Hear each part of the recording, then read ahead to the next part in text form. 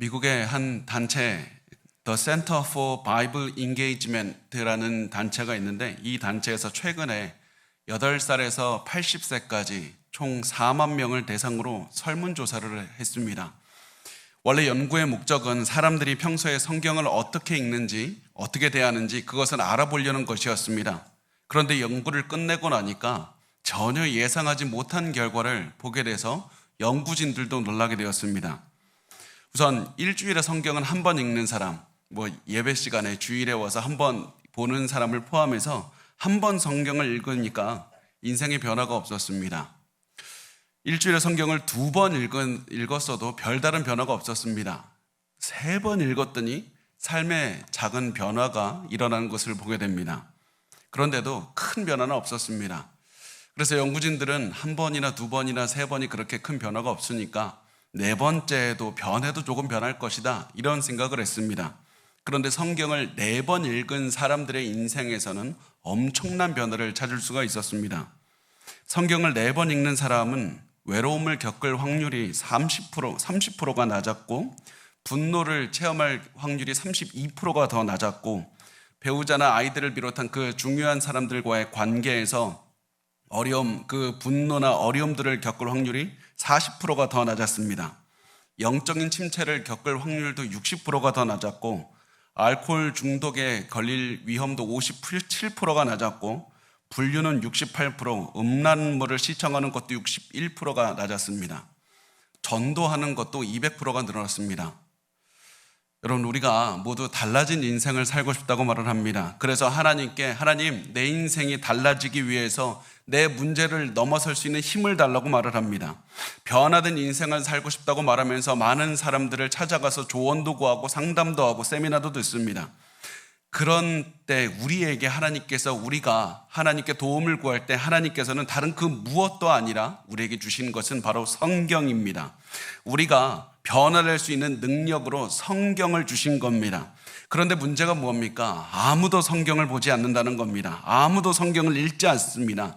그래서 우리 인생이 변하지 않는 겁니다. 왜 성경을 읽지 않냐고 물어보면 이렇게 답하십니다. 성경을 아무리 봐도 내 문제에 대해서 말을 하지 않습니다. 내가 어떻게 술 중독을 끊을 수 있는지 말하지 않습니다. 내가 부부싸움을 줄일 수 있는 방법을 말하지 않습니다. 스트레스 줄일 수 있는 방법도 없습니다. 내 문제를 해결할 수 있는 방법을 알려줘야 성경을 읽을 게 아닙니까?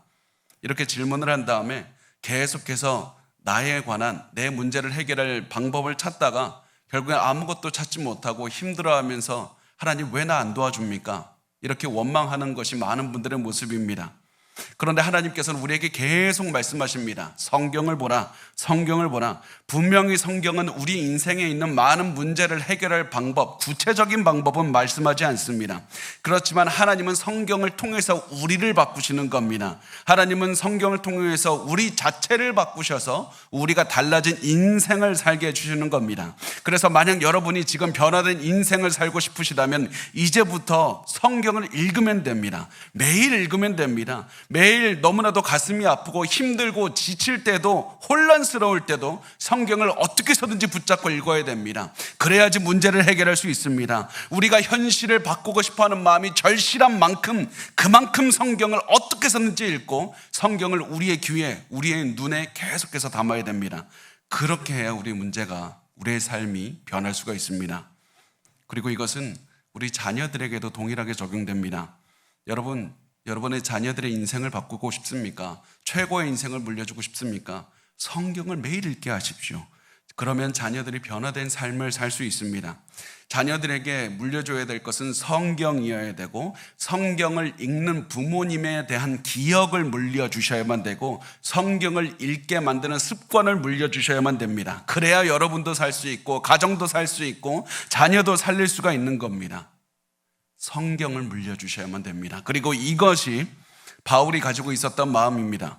바울은 디모데 후서를 쓰면서 이런 생각을 했습니다. 내가 이제 죽어가고 있다. 인생의 마지막을 내가 조금 있으면 맞이할 것이다. 그래서 바울은 자신의 영적인 아들인 이 디모데에게 유언과 같은 말을 남기고 싶었습니다. 그 말은 이겁니다. 너는 나처럼 죽을 때까지 복음을 잘 전해야 된다. 그런데 너가 최선을 다해서 나처럼 복음을 전하면 또 나처럼 어려울 때도 있을 것이다. 그래서 많은 능력이 필요하다는 그런 생각이 들 때도 있을 것이고, 너무 외로워서 나를 좀 누가 위로해 줄까, 그런 생각이 들 때도 있을 것이다. 너무 힘들어서 포기하고 싶다는 생각이 들 때도 있을 것이다. 그러나 너는 반드시 거기에 굴복하지 말고 사명을 감당하는데 최선을 다해야 된다. 절대 포기하지 말고 끝까지 최선을 다해야 된다. 그러면 중간에 포기하지 않고 끝까지 사명을 감당하는 방법이 무엇이냐? 그것은 바로 성경이었습니다. 바울은 이 디모데에게 너는 끝까지 사명을 감당하라, 하나님의 사람으로서 살아내야 된다, 이 말을 하면서 성경을 주었던 겁니다. 그래서 바울은 디모데에게 이렇게 말을 합니다. 나는 하나님의 말씀을 알려주었으니 너는 이제부터 지금까지 해왔던 것처럼 하나님의 말씀인 성경을 읽어야 되고 성경을 배워야 된다. 말씀이 너를 변화시킬 것이다. 말씀이 너에게 살아갈 힘을 줄 것이다. 말씀이 너의 모든 부족한 것을 채워줄 것이다. 너가 힘들 때마다, 괴로울 때마다 말씀을 봐야 된다. 그리고 너가 전할 것은 바로 말씀이다. 너는 계속해서 사람들에게 말씀을 전해야 된다. 너의 능력, 너가 하고 싶은 말이 아니라 성경 말씀을 전해야 된다. 왜냐하면 말씀이 사람들을 변화시킬 것이기 때문이다. 하나님의 말씀이 사람들에게 살아갈 힘을 주고 하나님의 말씀이 사람들의 마음을 변화시키고 인생을 변화시키는 것이다. 그래서 바울은 이 말을, 유언처럼 남기는 이 말을 하기 위해서 디모데후서 3장 16절에 성경에 나와 있는 가장 성경에 관한 가장 중요한 말씀 16절과 17절 중에 16절을 이렇게 말씀을 합니다. 모든 성경은 하나님의 감동으로 된 것으로 교훈과 책망과 바르게 함과 의로 교육하기에 유익하니. 모든 성경이라고 말을 했는데 여기서는 구약과 신약을 다 말을 합니다. 이 구약과 신약은 다 처음부터 끝까지 하나님의 감동으로 써졌다고 말씀을 합니다. 여기서 하나님의 감동이라는 말에서 감동이라고 번역한 이 그리스어가 뭐냐면 theopneustos라는 말입니다. theopneustos인데 이 theopneustos를 한번 잘라보면 theo는 신, 하나님이라는 뜻입니다. 그리고 뒤에는 푸네오라는 단어인데 theo와 푸네오가 합쳐진 말인데 푸네오는 숨을 쉬는 겁니다. 하나님이 숨을 쉬었다. 하나님의 감동은 하나님이 숨을 쉬었다는 겁니다. 하나님이 호흡을 주셔서 후 하고 부르셔서 성경 말씀을 주셨다는 겁니다. 좀 이상하지 않습니까? 하나님께서 다른 표현을 쓸 수 있었습니다. 야, 쓸 말을 알려줬어. 아니면 내가 생각을 인도했다. 그렇지 않고 내가 호흡을 불어넣었다라는 말을 통해서 이 성경 말씀이 어떻게 쓰여졌는지를 알려주시는 겁니다. 왜 하나님은 하필 호흡을 쓰셨을까? 그 이유는 하나님의 그 인간의 창조 기록을 보면 알 수가 있습니다. 창세기 2장 7절을 보면 말씀합니다. 여호와 하나님이 땅의 흙으로 사람을 지으시고 생기를 그 코에 불어넣으시니 사람이 생명이 이른지라. 우선 이 말씀을 보면 하나님께서 처음에 흙으로 사람을 만드셨습니다. 그런데 하나님께서 사람을 만드셨을 때 이 흙으로 몸은 만들어서 몸은 있는데 아직 생명체가 없었던 겁니다. 생명이 없었습니다. 그래서 하나님께서는 아담에게 호흡을 불어서 후 하고 생명을 불어넣어 주셨습니다. 하나님께서 아담에게 생명을 주시는 방식이 호흡을 넣은 것이었습니다. 그래서 이 말씀을 통해서 인간의 생명은 하나님께로부터 왔다. 인간의 생명을 주신 분은 하나님밖에 없다는 사실을 강조하고 있는 겁니다. 동일하게 하나님께서는 성경 말씀에 이 생명의 숨결을 후 하고 불어넣으셨다고 말씀을 합니다. 이 말씀은 성경 말씀을 주신 분이 바로 하나님이라는 의미입니다. 하나님께서 말씀에 생명을 불어넣으셔서 우리에게 주셨다는 겁니다. 그랬기 때문에 하나님의 말씀엔 오류가 없는 것이고, 그랬기 때문에 우리가 하나님의 말씀을 믿고 따를 수가 있는 것이고, 아무리 오래전에 쓰여졌어도 여전히 이 말씀은 우리에게 권위가 있고 능력이 있는 겁니다. 그래서 바울은 디모데가 이 사실을 반드시 죽을 때까지 기억하기를 원했고, 한참 시간이 지나서 이 말씀을 읽는 우리에게도 이 말씀을 꼭 기억하기를 원했습니다. 이제부터 중요한 것은 어떻게입니다. 어떻게? 성경이 어떻게 우리 인생을 바꿉니까? 성경이 어떻게 바꿉니까? 우리가 어떻게 성경을 읽어야 우리가 삶의 힘을 얻고 고난도 넘어갈 수가 있습니까? 우리에게 맡겨진 이 믿음의 경주를 잘 마무리하려면 성경을 어떻게 읽어야 됩니까? 이 질문에 바울은 디모데후서 3장 16절에 4가지로 대답합니다. 성경은 교훈과 책망과 바르게 함과 의로 교육하기에 유익하다. 교훈, 책망, 바르게 함, 의로 교육함. 이 4가지를 통해서 우리가 변할 수가 있다. 우리가 이겨낼 수가 있다. 고난에서도 넘어갈 수가 있다고 말을 합니다. 자, 그래서 여기서 4가지를 한 가지씩 간단하게 보겠습니다. 첫 번째, 교훈. 교훈은 성경이 말씀하는 기독교의 진리, 기독교의 교리를 말씀을 합니다. 성경이 말씀하는 하나님에 관한 교리, 우리 구원에 관한 교리, 이 모든 교리에 관한 것, 이 기독교의 기본 교리를 우리가 알 수 있다는 겁니다. 그러면서 바울은 교리에 대해서 강조했습니다. 왜냐하면 이 당시에 이단들이 많이 있었기 때문이고 이 이단들인 성경을 왜곡해서 전했기 때문에 그렇습니다. 성경은 자신들이 이 이단들은 자신들이 원하는 대로 성경을 왜곡한 다음에 그것을 사람들에게 전하고 그것으로 끝이 아니라 잘못된 인생을 살도록 이끈다는 겁니다. 그래서 너는 반드시 성경이 말하는 교리, 진리를 전해야 된다고 말씀을 합니다. 근데 많은 분들이 교리를 말을 하면 나 그거 너무 어려워서 내가 생각하고 싶어 하지 않는다고 말을 합니다. 교리 굳이 알고 싶어 하지 않는다고 말합니다. 그런데 우리가 교리를 모르고 진리를 모르기 때문에 이단들의 왜곡된 교리에 끌려가는 겁니다. 그리고 잘못된 교리에 끌려가면 잘못된 인생을 살 수밖에 없는 겁니다. 이단들은 왜곡된 교리 때문에 평생을 교주를 위해서 살아가는 그런 인생을 낭비하게 되는 겁니다. 그래서 우리는 성경에서 말씀하고 있듯이 반드시 올바른 교리를 알아야 되고 반드시 올바른 진리를 알아야 되는 겁니다. 진리를 알아야 하나님을 위해 올바르게 살 수 있습니다. 이것이 바로 성경을 읽으면 얻을 수 있는 첫 번째 유익입니다. 그리고 우리가 성경에 말씀하는 진리를 읽어야 되고 우리의 마음에 심어야 된다는 겁니다. 성경이 주는 두 번째 유익, 성경을 통해서 우리가 어떻게 살아갈지 배울 수 있는 두 번째 방법은 책망입니다. 책망은 우리에게 있는 잘못을 드러낸다는 겁니다. 사람에게 있는 잘못된 마음, 잘못된 행동, 그것을 성경이 보여줍니다. 그래서 사람의 눈에는 보이질 않아도 하나님께서는 성경을 통해서 우리의 잘못을 깨닫게 해주시니까 이 잘못을 깨닫게 해주실 때마다 우리가 변해야 된다. 그것이 바로 세 번째 나오는 유익인데 성경은 우리를 바르게 한다고 말씀을 합니다. 바르게 한다. 이것은 책망을 통해서 깨달은 잘못을 고쳐주는 이런 역할을 한다는 겁니다. 어떻게 해야 우리의 잘못을 고칠 수 있는지 성경은 알려주십니다. 그렇게 해서 우리가 올바른 삶을 살 수 있도록 이끄신다. 이것이 우리가 성경을 읽을 때 가져야 되는 그런 자세입니다. 네 번째 마지막 성경이 주는 네 번째 이로움이 무엇이냐면 의로 교육하게 하는 겁니다.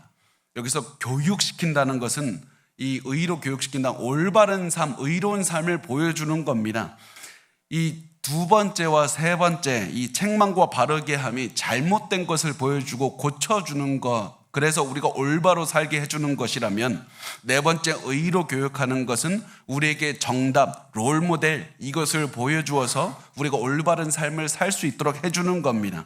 그래서 우리가 올바른 삶을 살고 성장할 수 있도록 도와주는 건 성경이 바로 이런 선물을 주어서 우리를 변화시키기 때문에 너는 성경을 읽을 때 그냥 옛날 책처럼 넘기지 말고 성경이 주는 이 네 가지를 생각하면서 읽으면 너의 삶에 변화가 찾아올 것이다 말씀을 하는 겁니다.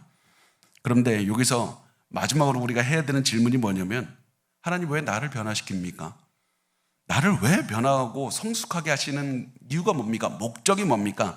굳이 성경을 통해서 나를 왜 변화시키려고 하십니까? 내 인생을 더 올바른 삶을 살게 해서 이루고 싶은 목적이 무엇입니까? 그 목적은 하나님께서 우리에게 맡겨주신 일을 하게 하기 위해서 그렇습니다. 단순히 우리 혼자서 그냥 편안하게 살게 하기 위해서가 아니라 하나님을 위하고 사람들을 위해서 살게 하기 위해서 하나님은 우리의 삶을 바꿔주시는 겁니다. 그래서 바울은 이렇게 말합니다. 우리 17절 말씀을 같이 읽겠습니다. 시작. 이는 하나님의 사람으로 온전하게 하며 모든 선한 일을 행할 능력을 갖추게 하려 함이라. 여기서 하나님의 사람이 누굽니까? 하나님의 사람은 하나님의 뜻을 따르는 사람이고 많은 영혼들을 이끄는 사람입니다. 그래서 많은 주석에서는 리더라고 번역을 하는데, 리더가 누굽니까? 하나님의 사람 리더는 성도들을 이끄는 목회자입니다. 가정에서 자녀들을 이끄는 부모님입니다. 소그룹을 이끄는 순장님입니다. 여러분의 삶에서 여러분을 따르는 누군가가 있다면 여러분이 바로 하나님의 사람의 역할을 감당해야 되는 그런 사람이라는 사실입니다. 그런데 성경이 이 하나님의 사람에게 어떻게 일을 합니까? 하나님의 사람을 계속 바꿔주셔서 온전하게 하신다고 말씀을 합니다. 온전한다는 말을 잘 생각해 보면 이게 내가 완벽하게 된다는 얘기인가? 내가 충분하게 된다는 얘기인가? 이런 말씀보다는 온전하다는 말은 우리가 일을 할수록 준비시켜 주신다는 의미입니다. 내가 하나님께서 맡겨주신 일을 하도록 그 자격을 만들어 주시고 능력을 주시는 겁니다. 하나님은 성경을 읽은 우리를 변화시켜서 하나님의 일을 할 수 있도록 해주시는 겁니다. 하나님이 원하시는 모든 선한 일을 할 수 있도록 인도해 주시는 겁니다. 그래서 결국 하나님을 기쁘시게 하는 삶, 하나님을 섬기고 사람들을 섬기니까 하나님께서 그것을 보시고 기뻐하시는 그런 삶을 살 수 있는 겁니다. 이렇게 해서 성경은 우리의 삶의 목적에서부터 삶에 있는 작은 행동까지 다 변화시켜 주시는 겁니다. 이것이 성경이 우리의 인생을 변화시키시고 우리의 삶을 하나님께서 원하시는 그 모든 모습으로 바꾸시는 방법입니다. 여러분, 우리가 반드시 기억하셔야만 됩니다. 성경은 부적이 아닙니다. 내가 성경 가지고 있다고 해서 내 인생의 변화가 일어나는 거 그거 아닙니다. 우리가 변화하고 싶다면, 고난을 넘어가고 싶다면, 힘을 얻고 싶다면, 너무나도 아픈 가슴을 내가 기쁨으로 채우고 싶다면, 인생의 경주를 마지막까지 잘하고 싶다면 지금 이 시간부터 성경을 읽어야 되고 성경을 마음에 새겨야 되고 성경대로 살아내야만 되는 겁니다. 우리 이런 생각할 수 있습니다. 하나님, 그냥 성경 내가 가지고만 있으면 복 주시면 안 됩니까?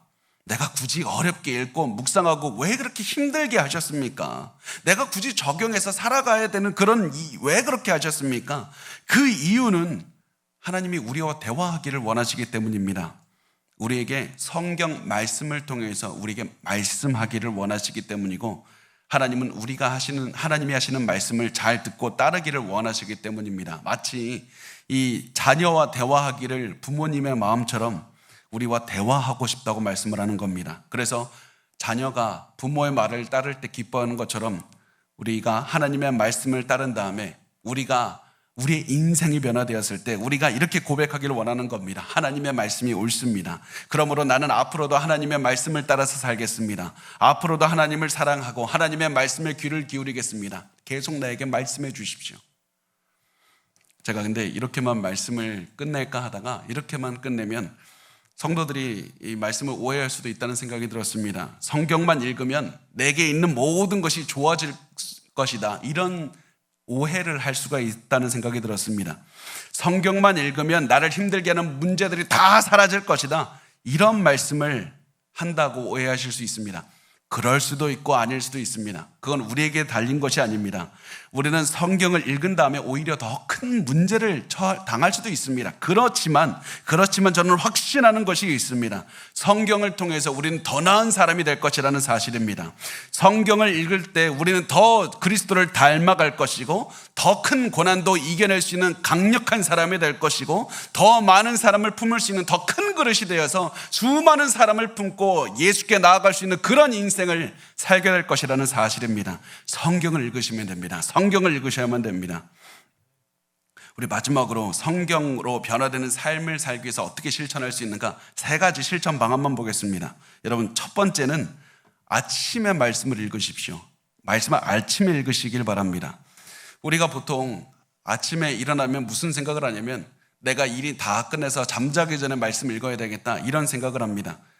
그러다가 보면 바쁘니까 말씀을 읽을 시간을 찾지 못하고 하루 종일 보내다가 결국에서는 밤에 이제 씻고 나니까 도저히 너무 피곤해서 자야 되겠다, 그런 것이 우리의 삶의 반복이지 않습니까? 그러니까 우리가 아침에 일어나자마자 가장 첫 시간을 하나님께 드려서 우리 말씀의 우선순위를 드려서 우리가 말씀을 먼저 읽었으면 좋겠습니다. 두 번째, 가족끼리 말씀에 대해서 좀 나누셨으면 좋겠습니다. 성경 말씀이 우리의 나누는 대화의 일부분이 되어야 됩니다. 근데 우리가 말씀 나눌 때가 언제입니까? 가족끼리, 부부끼리 무슨 말씀에 대해서 창피하게 그런 생각을 하면서 있다가 교회에서 왔을 때 겨우 이제 말씀에 대해서 그렇게 나누지 않습니까? 그러면서 보통 교회에 오시면 부부끼리 하는 얘기가 그겁니다. 당신 그런 생각도 했었어? 그 생각을 많이 하시는데요. 그러면서 자녀들에게 이게 평일에 말씀에 대해서 나눌 때 이렇게 하지 않습니까? 숙제 검사하듯이, 야, 너 오늘 큐티 했니? 너 오늘 말씀 읽었어? 야, 읽었으면 큐티 말씀 알아야지 왜 몰라? 다시 얘기해봐. 이게 우리 모습 아닙니까? 이렇게 하지 말고 말씀이 우리가 가정 안에서 일반적으로 나눌 수 있는 대화의 주제가 되어야 됩니다. 부모가 자녀에게, 자녀가 부모에게, 이 자매끼리, 형제끼리 쉽게 말씀을 나눌 수 있어야만 됩니다. 내가 말씀을 통해 느낀 것을 자유롭게 나눌 수 있는 분위기가 되어야만 됩니다. 그렇지 않게 되면 말씀을 기억하지 않게 될 것이고 서로 나누지 않으니까 깊이를 이해하지 못하게 되고 말씀을 읽어야 되는 이유도 잊어버리게 될 겁니다. 그리고는 말씀을 읽어야 된다는 부담감도 사라질 겁니다. 반드시 평상시에 말씀을 서로 나누시기 바랍니다. 세 번째, 말씀을 성경 읽은 대로 실천하셔야만 됩니다. 말씀대로 살면 성경의 의미를 알 수 있고 성경이 우리 가슴속에 새겨질 수 있습니다. 예를 들면 말씀 읽은 그 날에 읽은 말씀의 주제가 인내면 하루 종일 그냥 인내해 보는 겁니다. 사랑이면 사랑해 보는 것이고 전도면 그동안에 못한 거 복음 전해 보는 겁니다. 이렇게 말씀을 실천하다 보면 말씀을 더 잘 이해하게 될 것이고 말씀으로 인해 변화된 나를 발견하게 될 겁니다. 말씀으로 사시면 됩니다. 말씀의 능력입니다. 마지막으로 이야기 하나만 하고 끝내겠습니다. 이 짐바브웨라는 나라의 이 성서공회에서 이 성서공회를 섬기는 이 게일로드 캄바란이라는 분이 계신데요. 이분이 어느 날 성경을 막 나눠주다가 굉장히 폭력적으로 보이는 남자에게 성경을 줬다고 합니다. 이 신약 성경을 주는데 이 남자가 이러는 겁니다. 내가 성경 종이를 다 말아갖고 내가 담배를 다 피울 것이다. 이렇게 얘기를 합니다. 그러니까 이 캄바란이라는 분이 이렇게 말합니다. 알겠습니다. 그러면 하나만 약속해달라고. 당신이 성경 종이 찢어서 담배 피우기 전에 그거 한 장 읽고 담배 펴달라고 그렇게 약속을 하는 겁니다. 그러니까 남자가 알겠다고 하고 이제 두 사람은 헤어졌습니다. 15년이 지났습니다. 두 사람이 짐바브웨에 있는 크리스찬 모임에 만나서 만나게 됐습니다. 이제 그 사람은 성경으로 담배 피는 사람이 아니라 풀타임 사역자가 됐습니다. 근데 그 사람이 청중들에게 이렇게 말을 했다고 합니다. 여러분, 저는 마태복음도 피웠습니다. 마가복음도 피웠습니다. 누가복음도 피웠습니다. 그런데 제가 요한복음 3장 16절에 이르렀을 때 더 이상 담배를 피울 수가 없었습니다. 제 인생 그때 바뀌었습니다. 여러분, 우리를 바꾸는 능력은 성경에 있습니다. 이제 우리를 바꾸는 성경을 여러분의 가슴에 두시기 바랍니다. 사랑하는 가족에게 성경을 전하면서 사랑을 실천하시기 바랍니다. 그리고 나서 기도하십시오. 하나님, 말씀을 통해 역사해 주시옵소서. 이렇게 기도할 때 하나님은 우리의 인생, 우리의 가족의 인생도 다 바꾸실 줄 믿습니다. 성경의 능력이 있으니까 이제 성경을 읽으면서 성경의 말씀을 우리 가슴에 두고 평생을 살아갔으면 좋겠습니다. 우리 같이